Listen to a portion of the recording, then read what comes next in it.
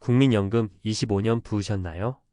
축하합니다. 당신의 노후는 이제 지옥입니다. 이 자극적인 말이 어떻게 들리십니까? 아마 많은 분들이 결국 또 연금액이 턱없이 부족하다는 뻔한 이야기겠지? 라고 생각하실지 모릅니다. 하지만 오늘은 그 이야기가 아닙니다. 오히려 평생을 성실하게 납부해서 남들보다 많이 받게 될 바로 당신에게 닥칠 수 있는 그 누구도 제대로 알려주지 않았던 함정에 대한 이야기입니다. 오늘은 믿었던 내 연금이 어떻게 내 노후의 발목을 잡는 덫이 될 수 있는지 그 잔인한 현실과 구체적인 생존 전략을 낱낱이 파헤쳐 보겠습니다. 최근 한 언론 보도에 따르면 대구에 사는 67세 은퇴자 김성실 씨는 5년 전 자신의 선택을 땅을 치고 후회하고 있습니다. 김 씨는 남들보다 조금이라도 넉넉한 노후를 보내고 싶다는 생각에 국민연금 수령 시기를 5년 늦추는 연기연금을 신청했습니다. 그 결과는 성공적이었습니다. 월 수령액은 36%나 늘어나 177만 원이 되었고 이 정도면 부부가 생활하는데 큰 보탬이 되리라 믿어 의심치 않았습니다. 하지만 그 기쁨은 오래가지 않았습니다. 연금을 받기 시작한 지 얼마 되지 않아 그는 건강보험공단으로부터 날아온 고지서를 보고 눈을 의심했습니다. 매달 35만 원에 달하는 건강보험료 폭탄이었습니다. 문제가 무엇이었을까요? 그의 월 연금 177만 원, 즉 연간 2,124만 원의 소득이 문제였습니다. 평생 자식의 직장보험에 피부양자로 등록되어 있던 그가 연금 소득 때문에 건강보험, 피부양자, 자격 유지 소득 기준인 연 2천만 원을 넘어버린 것입니다. 하루아침에 지역가입자로 신분이 바뀌고 그에게는 매달 수십만 원의 새로운 지출이 생겨버렸습니다. 결국 김성실 씨는 연금액을 조금 더 받으려다 오히려 더 큰 돈을 내야 하는 이 기막힌 상황에 처했습니다. 그는 국민연금지사에 찾아가 제발 연금 좀 덜 받는 방법은 없느냐 고하소연했지만 한번 정해진 연금 수령액은 다시는 돌이킬 수 없다는 절망적인 답변만 들어야 했습니다. 김성실 씨의 이 억울한 사연은 결코 그 한 사람만의 특별한 경우가 아닙니다. 한 연구소 보고서에 따르면 2022년 건강보험료 부과체계가 개편되면서 김 씨처럼 피부양자 자격을 잃게 되는 가구가 무려 25만 가구에 달할 것으로 추산됩니다. 문제의 핵심은 바로 소득을 계산하는 불공정한 방식에 있습니다. 한번 생각해 보십시오. 똑같이 월 200만 원의 노후 소득이 있는 두 사람이 있습니다. 한 사람은 오롯이 국민연금으로만 200만 원을 받고 다른 한 사람은 국민연금 100만 원과 개인형 퇴직연금 IRP나 사적연금 100만 원으로 나누어 받습니다. 결과는 어떨까요? 전액 국민연금으로 받는 사람은 200만 원 전체가 건강보험료 부과 대상이 됩니다.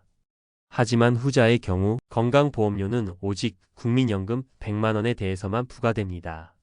누구는 내고 누구는 안 내는 이런 불합리한 현실이 지금 버젓이 일어나고 있는 것입니다. 결국 우리는 세전연금액이라는 숫자의 환상에서 벗어나야 합니다. 세금과 건강보험료를 모두 떼고 내 손에 실제로 쥐어지는 돈, 즉 순연금 소득의 관점에서 우리의 노후를 냉정하게 다시 설계해야 합니다. 그렇다면 방법이 없는 걸까요? 아닙니다. 이 함정을 미리 알고 현명하게 피해간 분도 있습니다. 같은 위험 앞에서 전혀 다른 결과를 맞이한 박지혜 씨의 사례를 보겠습니다.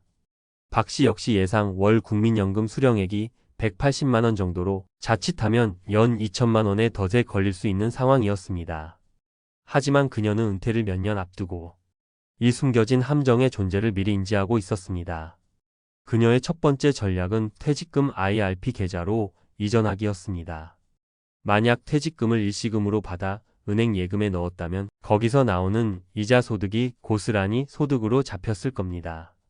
하지만 그녀는 퇴직금을 개인형 퇴직연금 IRP 계좌로 이전해 연금으로 수령하면 건강보험료 부과 대상에서 제외된다는 점을 영리하게 활용했습니다. 두 번째 전략은 소득 파이프라인 순서 정하기였습니다. 그녀는 은퇴 후 첫 3에서 4년 동안은 국민연금을 바로 받지 않았습니다. 대신 IRP 계좌에 있는 돈을 먼저 연금으로 수령해서 생활비로 사용했습니다. 이 기간 동안 국민연금은 연기연금을 신청해 수령을 미루며 금액을 더 불렸습니다. 그 결과 박지혜 씨는 은퇴 초기에 건강보험료 폭탄을 완벽하게 피하면서 IRP 계좌의 자산을 먼저 활용할 수 있었습니다. 그리고 몇 년 후 국민연금을 받기 시작했을 땐 다른 소득이 대부분 정리된 상태라 아무런 부담 없이 안정적으로 연금 생활을 이어갈 수 있었습니다. 그녀는 제도를 그저 원망한 것이 아니라 정확히 이해하고 활용하여 스스로 자신의 노후를 지켜낸 것입니다. 지옥 같은 노후는 정해진 운명이 아닙니다. 준비하지 않은 자에게 닥치는 현실일 뿐입니다. 이제 당신의 노후를 지킬 실전 체크리스트 4단계를 알려드리겠습니다. 오늘 당장 이 4가지를 점검하고 준비하십시오. 첫 번째, 나의 진짜 연금을 계산해 보십시오.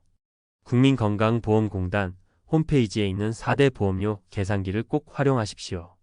당신의 예상 연금 소득과 현재 보유한 재산을 입력하고 앞으로 내야 할 예상 건강보험료가 얼마인지 반드시 두 눈으로 확인해야 합니다. 내가 받게 될 수령금 소득이 얼마인지 아는 것이 모든 준비의 시작입니다. 두 번째, 연 2천만 원이라는 덫을 항상 인지하십시오. 국민연금만 생각하시면 안 됩니다. 혹시 이자나 배당 혹은 작은 사업이나 기타 소득은 없는지 꼼꼼히 살피셔야 합니다. 연금만 생각하다가 다른 작은 소득 때문에 기준을 훌쩍 넘는 경우가 허다합니다. 특히 배우자의 소득 상황도 반드시 함께 고려해야 한다는 점 잊지 마십시오. 세 번째, IRP와 개인연금으로 방화벽을 쌓으십시오. 퇴직금은 이제 선택이 아닌 필수입니다. 반드시 IRP 계좌로 이전해서 연금으로 수령하는 계획을 세우십시오. 이것은 단순히 세금 혜택을 넘어 건강보험료 폭탄을 막아주는 가장 강력한 방화벽이 되어줄 것입니다. 여유가 된다면 연금저축펀드 같은 사적연금을 추가로 활용하는 것은 더욱 현명한 선택입니다. 네 번째, 연금 수령 시나리오를 다시 짜십시오. 무조건 늦게 받아서 많이 받는 것이 정답이 아닐 수 있습니다. 경우에 따라서는 오히려 1에서 2년 조기 수령을 통해 감액을 받더라도 연금액을 의도적으로 2천만 원 아래로 낮추는 것이 장기적으로 훨씬 유리할 수도 있습니다. 나의 전체 소득 포트폴리오를 펼쳐놓고 언제 어떤 연금을 얼마씩 받을지 전략적으로 시뮬레이션해야만 합니다. 오늘 제가 말씀드린 현실이 분명 불편하고 어쩌면 화가 날 수도 있습니다. 하지만 피한다고 해서 사라지는 문제가 아닙니다. 외면에서는 더더욱 안 됩니다. 영상 제목에 나온 지옥은 바로 이러한 정보의 불균형과 우리의 무관심이 만들어내는 예고된 비극의 다름 아닙니다. 하지만 오늘 이 영상을 끝까지 보신 당신은 이제 다릅니다. 당신은 함정의 존재를 알았고 그 함정을 피해 갈 수 있는 지도를 손에 넣었습니다. 지금부터라도 제대로 알고 준비한다면 25년 동안 당신이 땀 흘려 부은 그 소중한 연금은 노후의 덫이 아닌 당신의 삶을 마지막까지 든든하게 지켜줄 버팀목이자 당신의 노후를 더욱 풍요롭게 만들 기회의 땅이 되어줄 것입니다. 오늘 내용이 도움이 되셨다면 혹은 비슷한 고민을 하고 계신 분들이 있다면 댓글로 여러분의 소중한 생각과 경험을 나눠주시길 바랍니다. 여러분의 이야기가 다른 분들에게 큰 힘과 지혜가 될 수 있습니다. 그리고 저희 채널이 앞으로도 여러분의 든든한 노후 파트너가 되어드릴 수 있도록 구독과 좋아요, 알림 설정으로 응원해 주시면 감사하겠습니다. 다음 시간에는 더욱 유익한 내용으로 찾아뵙겠습니다.